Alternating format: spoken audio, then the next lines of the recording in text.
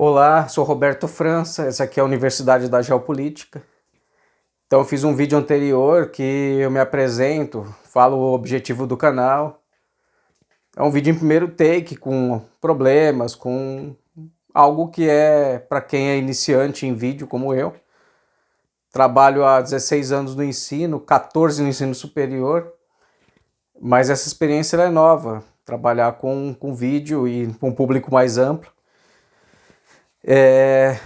Então, nos últimos 7 anos, trabalhando especificamente com geopolítica, com geografia política e geopolítica, para os cursos de antropologia e curso de geografia. Questões vão aparecendo, né? Muitas delas. Mais recentemente, no programa de pós-graduação em integração contemporânea da América Latina, com a disciplina de geopolítica, regionalização e fronteira, onde nós tratamos de temas avançados da geopolítica, nesses três segmentos aí, e um desses pontos é o tema do imperialismo, que é um grande tabu, tanto na discussão da esquerda, como na discussão da própria geopolítica, porque a geopolítica ela não trabalha, ela trabalha normalmente mais com a questão da estratégia e dos aspectos logísticos e no caso o imperialismo é um tema que fica em segundo plano, talvez nem é discutido. Quero trazer esse tema para a geopolítica, já venho trazendo ele dentro de um projeto de pesquisa. Então a geopolítica, o imperialismo, então, quando vocês peguem essa imagem da capa desse vídeo, essa imagem é clássica, todo professor trabalha ela em geografia, né? Principalmente no ensino básico, ensino médio, né? Coloca essa imagem da divisão do mundo e essa charge que mostra como que funcionava o imperialismo a partir da visão do próprio Lenin, né? Como uma fase superior do capitalismo, onde se avançam as forças produtivas e que se tem que buscar em outros países recursos, buscar mercado consumidor. Então você tem uma visão do imperialismo enquanto um movimento de divisão do planeta, né, com grandes potências, na máxima de dividir para governar. No entanto, é isso que é o grande problema, que boa parte das pessoas acredita que o imperialismo, então, é um tema que não figura mais, ou não deveria figurar mais, que isso é carregado de ideologia. Enquanto que, na verdade, quando se faz isso, é que se abandona a possibilidade, sobretudo dos países que estão dominados pelo imperialismo, mais dominados, todos são, né, pelo imperialismo, mas países subdesenvolvidos são dominados pelo imperialismo, de superar a condição de subdesenvolvimento. Então, nós temos, a partir do marco que se coloca como queda do Muro de Berlim em 89, uma série de transformações vão acontecendo no sentido de criação de um mundo unipolar. Então já se diria, com Francis Fukuyama, infeliz ideia de se falar do chamado fim da história, que propugnava que a história tinha acabado e que agora o capitalismo governaria. Pero sim, pero não, nós temos que considerar que parte verdadeira é isso, né? Considerando que somente poucos países hoje vivem a experiência do comunismo e do socialismo, mas o fato é que essa ideologia seria a ideologia de controle e dominação. Isso vai se aprofundando nos anos 90 com as políticas de Bush, Clinton, e toda a ideologia do seu Departamento de Estado criar o conceito de domínio de espectro total, que vem a ser o controle das informações, o controle da ideologia mundial, conseguir identificar, conseguir controlar os territórios à distância por meio da internet e até possivelmente criar formas de conflito não convencionais. Por exemplo, do que se reverteu nas chamadas revoluções coloridas dos anos 2000, e a Revolução Colorida também dos anos 10, né, a partir de 2010, que vai resultar, no caso brasileiro, na queda do impeachment da Dilma Rousseff, que na verdade é um golpe de Estado, é um golpe de imperialismo. Isso nós vamos discutindo ao longo do canal. Fundamental aqui é tentar fazer essa avaliação, né? Então o imperialismo como um instrumento, né? Um instrumento de dominação que, se fosse usar um termo dos Estados Unidos, é o excepcionalismo. O excepcionalismo. Então a doutrina baseada em que os Estados Unidos eles são excepcionalmente dotados da missão de paz, democracia e liberdade no mundo. Então essa é o que se coloca, que os próprios Estados Unidos colocam para o mundo. Então essa é uma realidade que os geopolitólogos, né, e a esquerda, no caso da esquerda, que é para quem eu estou me direcionando, a esquerda ela tem que entender que os Estados Unidos eles consideram império. Portanto, tem imperialismo. E eles influenciam a política do mundo.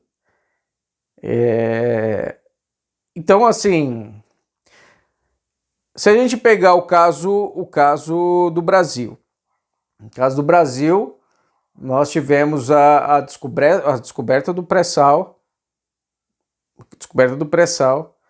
o crescimento brutal de uma massa capitalista brasileira, né, de empresas de engenharia, empresas de grande massa de capital. Essas empresas, a Camargo Correia, Odebrecht, empregava pessoas nos Estados Unidos, né? Então o Brasil, a partir dos anos 2000, ele começa a exportar capital, começa a ter uma série de ramificações da Petrobras no mundo inteiro e passa então a incomodar os Estados Unidos, que via o Brasil como um competidor muito forte, porque o pré-sal é uma reserva extremamente potente, né, que poderia subverter ou constranger o domínio dos Estados Unidos.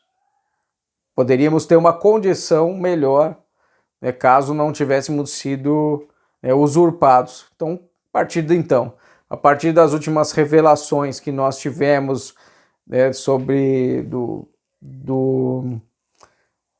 da agência pública, né? A agência pública ela faz uma investigação e ela mostra que Deltan Dallagnol, Sérgio Moro estiveram reunidos, né, com uma série de agentes da CIA, do FBI, que estavam aqui no Brasil sem nenhum tipo de autorização, espionando o território brasileiro. Foi inclusive, né, levado. Pendrives foram levados do Brasil com informações relevantes. O Bob Fernandes coloca isso muito bem colocado. Eu vou colocar o vídeo aqui na descrição abaixo para que vocês possam assistir e ver e considerar isso como elemento. Então os Estados Unidos também mobilizaram golpes de Estado no mundo inteiro, vários golpes de Estado. O primeiro grande golpe de Estado foi no Chile, né, um golpe, Brasil, perdão. Depois o Chile foi um exemplo muito avançado da discussão, né, porque inclusive levaram a uma profunda destruição via economia, que é o chamado neoliberalismo, né? Então eles começam a colocar isso de forma muito, muito contundente, uma dominação absurda no Brasil também, ainda que o Brasil não tivesse entrado no neoliberalismo de forma de mergulhado no neoliberalismo. Mas isso é assunto para outro tema, outro vídeo. Mas focando no lado do que é importante aqui. Então os Estados Unidos participam de golpes de Estado no mundo inteiro, Indonésia, na América Latina inteira também. e eles tentam controlar. Então, onde aparece algum tipo de desenvolvimento, eles vão lá e tentam se colocar como instrumentos de democracia, de liberdade. Então, esse é um elemento importante a considerar. Do outro lado, nós também temos que interpretar que esse imperialismo ele é disfarçado, ele tem uma ideologia, um disfarce, e ele para quem consegue identificar bem os elementos de imperialismo, ele é claro, mas ele é muito sutil, ele aparece desde as estruturas culturais até segmentos de comércio, né? Também elementos de comércio. Recentemente, inclusive, vai ser tema de uma outra discussão aqui, a Ancine está colocando dinheiro em séries que são da Discovery. Nós vamos falar disso aqui também. Mas vamos pegar o caso do exemplo do Brasil aqui, desse imperialismo. Então, o Brasil hoje, na década de 10, nós vamos crescer o PIB em 1,9%.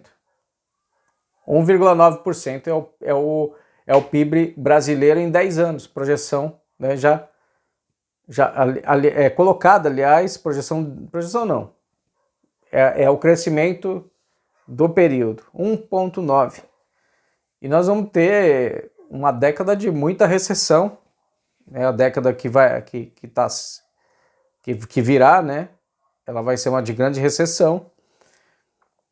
E isso se deu, e a crise ela tem o Brasil tem depois do alto crescimento de 2010, o Brasil vai ter nos anos 2011 e 12 uma diminuição desse crescimento, também em função da doença holandesa que nós tivemos. Para explicar melhor, nós tivemos uma supremacia do agronegócio frente à indústria. A indústria vai entrando em crise, já tem uma crise de algum tempo, e ela vai efetivamente se colocar em 2011, 12.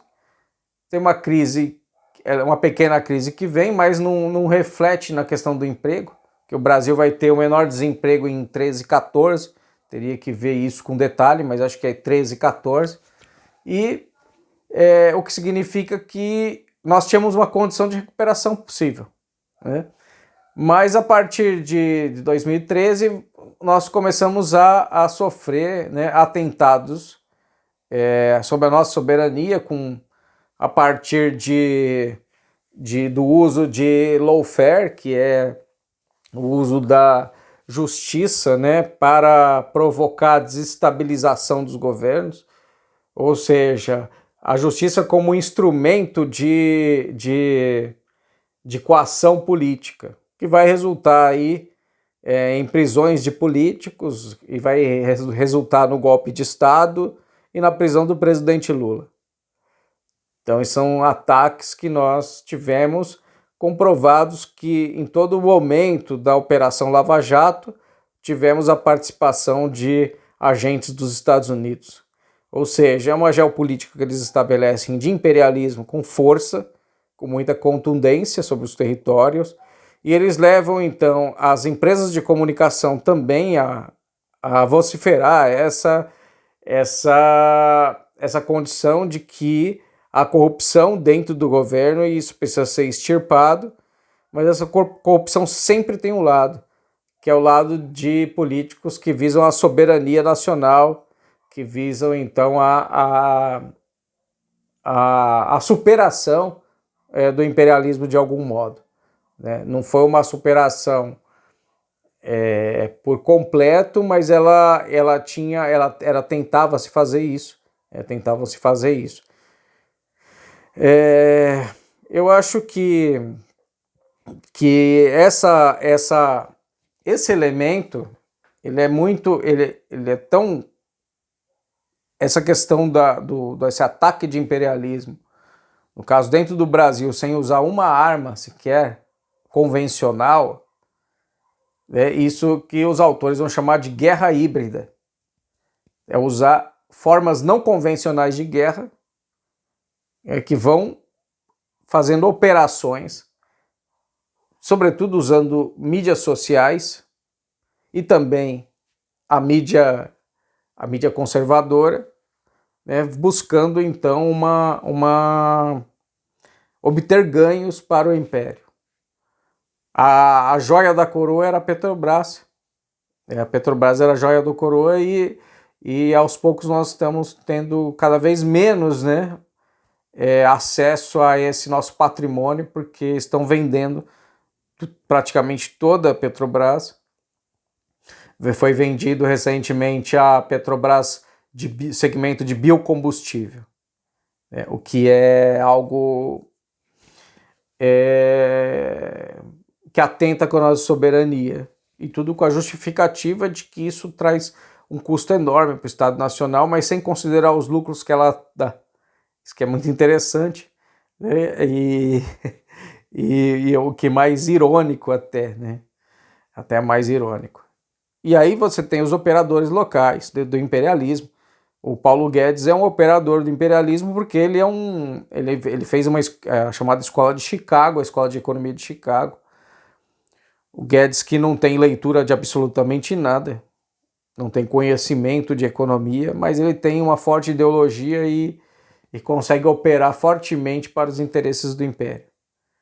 Porque o neoliberalismo não tem nada de doutrina econômica, ele é uma doutrina política, travestida de elementos econômicos, mas que é para recompor então, ou estabelecer o domínio dos conservadores por meio de uma falácia, como, por exemplo, essa ideia de liberdade econômica. A liberdade econômica, que é justificar, que a liberdade econômica é justificar que o Estado não pode investir nas pessoas. Então cria-se a ideologia de que as pessoas têm que lutar para conquistar um lugar ao sol e que quem não conquista esse lugar ao sol é vagabundo. Basicamente se coloca dessa forma. Mas a questão desse imperialismo foi algo tão contundente, tão pesado, estabelecido, e a ideologia foi tão forte que a parte da esquerda brasileira ela se coloca, ela não quer discutir isso, acha que é um tabu, porque se discutir isso pode modificar a sua fé, a fé que tem em ideias em ideologias que estão alinhadas aos interesses do império. Então é isso.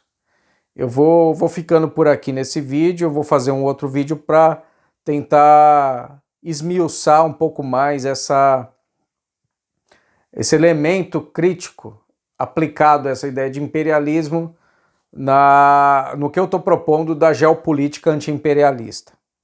Depois eu vou também fazer vídeos conceituais e discussões conceituais sobre o que é imperialismo, do ponto de vista do marxismo, e o que é e por que o imperialismo deve ser um elemento a ser discutido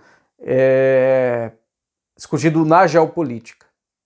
A gente vai discutir isso aqui, tá? Eu agradeço aí, tá? Então fica para a próxima, a gente volta.